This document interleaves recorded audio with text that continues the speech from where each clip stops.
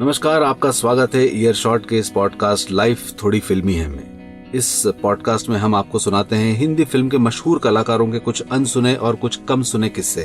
कुछ ऐसे किस्से जिनको सुनकर आपने वाह वाह की और कुछ ऐसे किस्से जिनको सुनकर आपके मुंह से सिर्फ आह निकली। मैं हूं आपका साथी विप्लव। हिंदी फिल्म के मशहूर कलाकारों की जिंदगी के अनसुने और कम सुने किस्सों की कहानी है ईयर शॉट का ये पॉडकास्ट लाइफ थोड़ी फिल्मी है।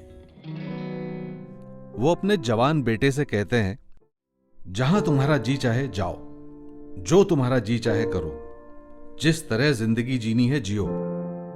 बेटा एक बात याद रखना, जिंदगी में चाहे जो हो जाए, कुछ भी, मैं हमेशा तुम्हारे साथ हूं। इस एक डायलॉग ने आज की नौजवान पीढ़ी को, जो रणबीर कपूर और रणवीर सिंह के केयर फ्री, बिंदास, बिना बंधनों वाले जीवन से प्रभावित हैं, परिचित कराया फारूक शेख से। फारूक शेख, जिन्होंने अपनी जिंदगी की पहली फिल्म की थी बहुचर्चित, बहुविवादित फिल्म गरम हवा। हालांकि फिल्म के हीरो थे बलराज साहनी, मगर महत्वपूर्ण बात यह है कि फारूक को रोल ऑफर किया था फिल्म के डायरेक्टर MS सत्यू ने। फारूक के पिता लॉयर थे। फारूक भी लॉ की पढ़ाई करके लॉयर बनने की तैयारी में थे। हालांकि इससे पहले फारूक ने मुंबई के सेंट जेवियर्स कॉलेज में थिएटर और रूपा से मोहब्बत दोनों ही कर ली थी। यह मोहब्बत कुछ इस कदर गहरी थी कि ताजिंदगी चलती रही। फारूक ने थिएटर, फिल्म्स, टेलीविजन यानी अभिनय की सभी विधाओं में अपनी छाप छोड़ी है, लेकिन फारूक का सबसे बड़ा कंट्रीब्यूशन है उनकी सहजता। वो कभी कॉलेज स्टूडेंट बने, कभी एक चतुर चालाक दोस्त बने, कभी नवाब और कभी 60 पार के जिंदगी से प्यार करने वाले एक रिटायर्ड शख्स। किसी भी रोल में फारूक असहज लगे हों, किसी रोल में उन्होंने कभी मेलोड्रामा या ओवर द टॉप एक्टिंग की हो, किसी नाटक में उनकी धीमी आवाज वाली डायलॉग डिलीवरी का वजन कम हुआ हो, ये तो संभव ही नहीं था। अमिताभ बच्चन हमेशा मानते थे कि फारूक शेख हिंदी फिल्म के सबसे जेन्युइन कलाकारों की श्रेणी में है, कोई दिखावा नहीं। इसकी वजह थी कि फारूक निजी जिंदगी में भी दिखावा नहीं रखते थे और ना ही उनके किरदार नाटकीय होते थे। वैसे कुछ कलाकार ऐसे होते हैं जो पूरी फिल्म का असली केंद्र होते हैं, मगर पूरी फिल्म में कभी भी ऐसा लगने नहीं देते। और जब पूरी फिल्म उनके एक सीन या उनके डायलॉग पर आकर टिक जाती है, वो बड़ी ही सहजता और सरलता से अपने ऊपर से स्पॉटलाइट हटाकर अपने साथी कलाकार पर डाल देते हैं। फारूक कुछ ऐसे ही कलाकार थे। याद कीजिए फिल्म ये जवानी है दीवानी। हर कोई समझता है कि फिल्म रणबीर कपूर और दीपिका की लव स्टोरी है। दरअसल ये फिल्म पिता और पुत्र के बीच के संवाद की कहानी है। पिता जो अपने बेटे को अनकंडीशनली सपोर्ट करते हैं, कहीं से भी अपने बेटे के लिए पैसों का जुगाड़ करते हैं ताकि वो अपने सपने पूरे कर सके, और बेटा उनकी अहमियत उनके चले जाने के बाद समझ पाता है। लेकिन हम याद करते हैं रणबीर की मस्ती, दीपिका के साथ उनके गाने, कल्कि और आदित्य की अबोली लव स्टोरी और एक ट्रैवलॉग। यही खूबी थी फारूक शेख की। उन्होंने उस फिल्म का सबसे महत्वपूर्ण किरदार निभाया और अपने ऊपर से स्पॉटलाइट हटाकर रणबीर पर कब रख दी हमें पता ही नहीं चला। फारूक शेख अगर जासूस होते ना तो शायद बहुत सफल होते। बड़े कमाल के खूबसूरत थे, बड़ी चार्मिंग पर्सनालिटी थी, बहुत पढ़े लिखे भी थे, कई विषयों के जानकार थे, मगर जब भीड़ में गायब होते थे तो तुरंत गायब हो जाते थे, पता भी नहीं चलता था। और जासूसी की ना एक विधा होती है स्ट्रीट सर्वाइलेंस, जिसमें किसी शख्स का पीछा किया जाता है और उसकी मूवमेंट पर नजर रखी जाती है, उसकी हरकतें रिकॉर्ड की जाती हैं, कुछ इस अंदाज से कि शिकार को कभी पता ही ना चले। तो फारूक उस शिकारी की तरह थे जो कई दिनों तक बिना हिले, घात लगाए बैठे रह सकते थे। उनका एक सीन पूरी फिल्म की रंगत बदल सकता था। और मजे की बात यह थी कि फारूक को कोई गुमान नहीं था इस बात का। उन्हें यह भी पसंद नहीं था कि कोई उन्हें याद करे। उन्हें गुजर जाने के बाद उनका मन ये कहता था कि मुझे भूल जाइए। वो कहते भी थे कि रोजाना कई लोग पैदा होते हैं और कई लोग गुजर जाते हैं, मैंने ऐसा कुछ नहीं किया है कि मुझे लोग याद रखें। लेकिन ऐसे शर्मीले फारूक को लोग याद तो रखते आए हैं और आगे रखते भी जाएंगे, क्योंकि फारूक की खासियत थी उनकी बिलीवेबिलिटी, उनका विश्वसनीय होना। उनकी एक्टिंग से फिल्म निर्देशक मुजफ्फर अली इतने प्रभावित हुए थे कि उन्होंने अपनी फिल्म गमन में हीरो का रोल फारूक के लिए रोक रखा था। उन्होंने वेट किया उनके आने का। उत्तर प्रदेश के छोटे से गांव से आया एक लड़का जो मुंबई में रोजगार की तलाश करते हुए टैक्सी चलाने लगता है। इस फिल्म में गाना भी था, सीने में जलन आंखों में तूफान सा क्यों है, इस शहर का हर शख्स परेशान सा क्यों है। जब आप ये गाना देखते हैं तो फारूक को ध्यान से देखिएगा, उसके सीने में एक अलग ही जलन नजर आती है, क्योंकि वो मुंबई शहर के दो रूप एक ही बार में देखता है, एक चमकती धमकती मुंबई और एक अभावों की कहानी से भरी मुंबई। अपनी हताशा और आर्थिक कमजोरी की वजह से उसकी आंखें एक ऐसा तूफान लिए घूमती है जो शायद कभी आएगा तो नहीं, मगर आंखों के किनारे पर आकर टकरा कर लौट जाएगा और हो सकता है आंसू बनकर ढलक भी जाए। मुंबई में रोजगार की तलाश में बाहर से आए लोगों की कभी न खत्म होने वाली फहरिस्त में एक और बेनाम सा नाम।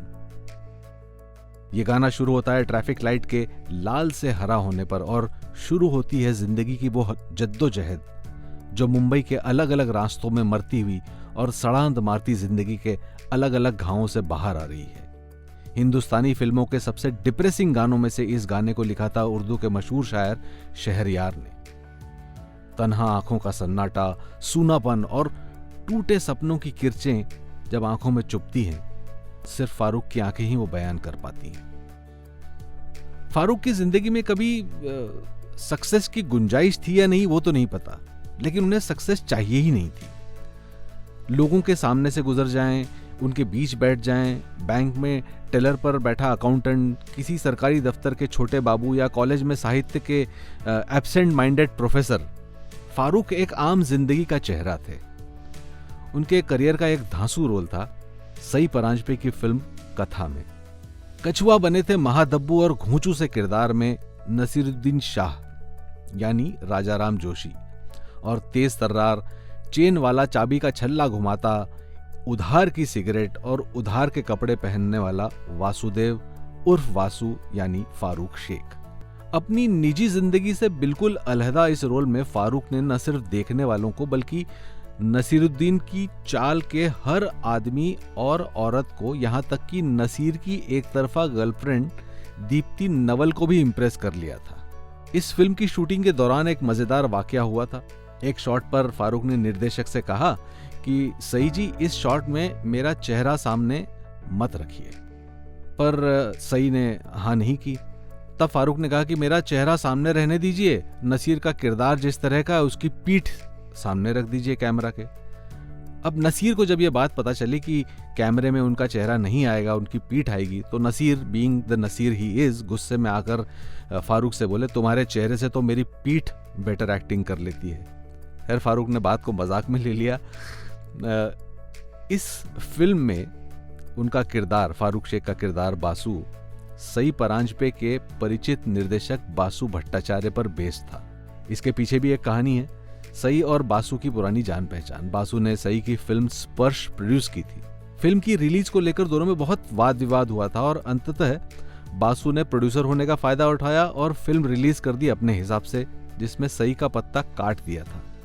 तब से सई के मन में बासु का धोखा बसा हुआ था और उन्होंने उसका गुस्सा कथा के विलन का नाम बासु रखकर पूरा किया, और बासु बने थे फारूक शेख। वैसे फिल्म की हीरोइन थी दीप्ति नवल, जो अक्सर फारूक के प्रैंक्स का शिकार होती रही हैं निजी जिंदगी में। उनका कहना है कि फारूक निजी जिंदगी में लड़कियों को इम्प्रेस करने में महा उस्ताद थे, तो कथा के वासु का किरदार उन पर बिल्कुल ही सूट करता था। वैसे फारूक और दीप्ति की जोड़ी सुपरहिट थी, एकदम बिलीवेबल लोग थे, सामान्य इंसान की तरह। खूबसूरत थे मगर फिल्मी टाइप के खूबसूरत नहीं थे।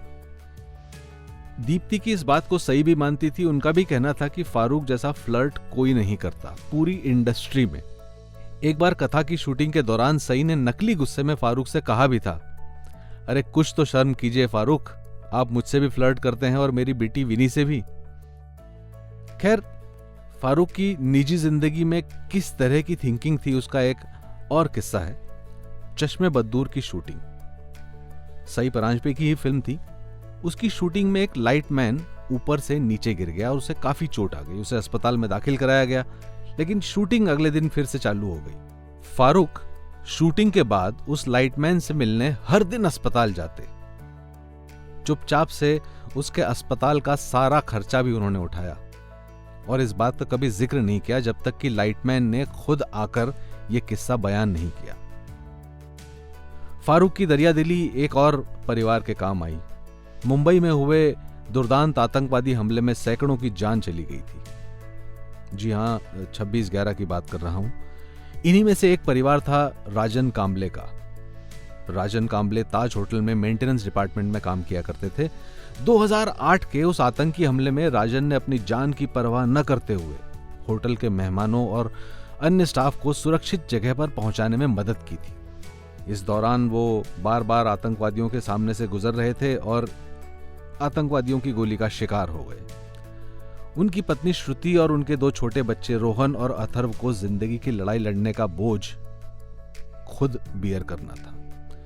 एक अखबार में यह खबर छपी कि राजन अपने बड़े बेटे को आर्मी और छोटे बेटे को एयरफोर्स में भेजने का ख्वाब रखते थे, लेकिन अब वो नहीं रहे। अखबार के माध्यम से फारूक ने इस परिवार की मदद करने का निर्णय लिया, लेकिन इस शर्त पे कि उनका नाम कभी भी और कहीं भी नहीं आएगा। उन्होंने उन बच्चों की पढ़ाई लिखाई की जिम्मेदारी अपने ऊपर ले ली। हर साल उनके स्कूल के रिपोर्ट कार्ड की जानकारी लेते थे, स्कूल की फीस और दूसरे खर्चों की जानकारी पाते थे और चुपचाप पैसे भिजवा दिया करते थे। ये काम इतना गुप्त रखा गया था कि जब तक फारूक गुजर नहीं गए, श्रुति को सिर्फ इतना पता था कि एक शेख साहब हैं जो उनके बच्चों की पढ़ाई का खर्च उठाते हैं।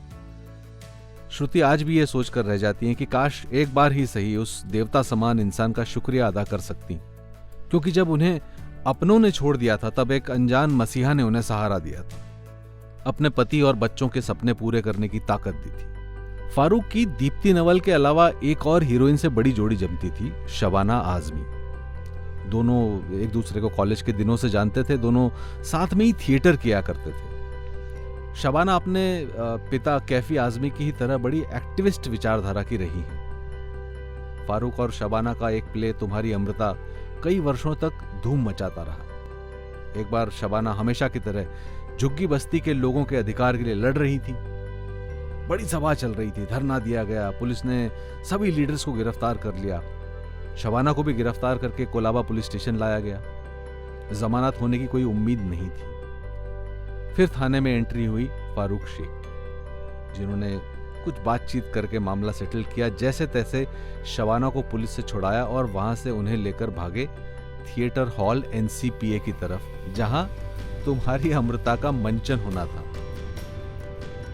2 घंटे लेट पहुंचे, पर लेट पहुंचकर भी दोनों ने क्या समा बांधा देखने वाले आज भी याद करते हैं। वैसे उनके थिएटर शोज की बात यहां खत्म नहीं हुई। तुम्हारी अमृता के कुछ शोज अमेरिका में भी होने थे। न्यू जर्सी में अपने होटल से निकलकर फारूक और शबाना वेन्यू की तरफ चले। ड्राइवर शायद नया था या उस टैक्सी वाले को 2 सीधे से दिखने वाले लोगों को उल्लू बनाने का ख्याल आया। 2 घंटे तक न्यू जर्सी घुमाता रहा। उन दिनों गूगल मैप नहीं हुआ करते थे। जैसे तैसे 2 घंटों तक सड़कों की खाक छानकर वो थिएटर हॉल पहुंचे। हॉल खचाखच भरा हुआ था। सैकड़ों लोग जो नाराज थे बहुत हल्ला कर रहे थे, शोरगुल, और होता भी क्यों नहीं।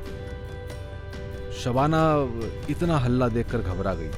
घबरा कर मेकअप रूम में जैसे तैसे पहुंची और वहीं जाकर बैठ गई। बाहर आने से मना कर दिया। लेकिन फारूक तो फारूक थे। फारूक बाहर गए, सबसे माफी मांगी देरी से आने के लिए। सोचिए, फिल्म का कलाकार है, थिएटर कर रहा है और थिएटर में भी उस प्ले का मेन कैरेक्टर प्ले कर रहा है और वो बाहर आके माफी मांग रहा है और कह रहा है कि आप बैठिए, शो देखिए, अगर शो पसंद नहीं आए तो आपके टिकट का एक एक पैसा मैं लौटा दूंगा, लेकिन शांत रहकर प्ले देख लीजिए। बड़े ही सभ्य से और शायर से दिखने वाले फारूक की आवाज और इल्तिजा का असर यह हुआ कि लोग अपनी अपनी सीटों पर लौट आए और 2 घंटे के इंतजार के बाद वो नाटक शुरू हुआ। फारूक और शबाना ने स्टेज पर मजमा जमा दिया। जब नाटक खत्म हुआ तो पूरा का पूरा हॉल खड़ा होकर कई मिनटों तक तालियां बजाता रहा। स्टैंडिंग ओवेशन जिसे कहा जाता है। कुछ इस तरह के थे फारूक शेख। जब तक काम करते थे तब तक स्टैंडिंग ओवेशन पाते थे, और जब चले गए तो उन्होंने अपने सभी साथियों से, परिवार वालों से, मित्रों से कहा था, मेरे बारे में ज्यादा सोचना मत, याद मत करना मुझे, मैं बड़ा असहज हो जाता हूं। मुझे लगता है मैंने ऐसा कोई बहुत बड़ा काम किया नहीं है। मुझे चैन से जीने नहीं दिया तो चैन से मरने देना। मेरे जाने के बाद मुझे याद मत करना, मैं असहज हो जाता हूं। हिंदुस्तानी सिनेमा का सबसे सहज नजर आने वाला आदमी असहजता से डरता था। फारूक शेख साहब बहुत याद आते हैं आज भी।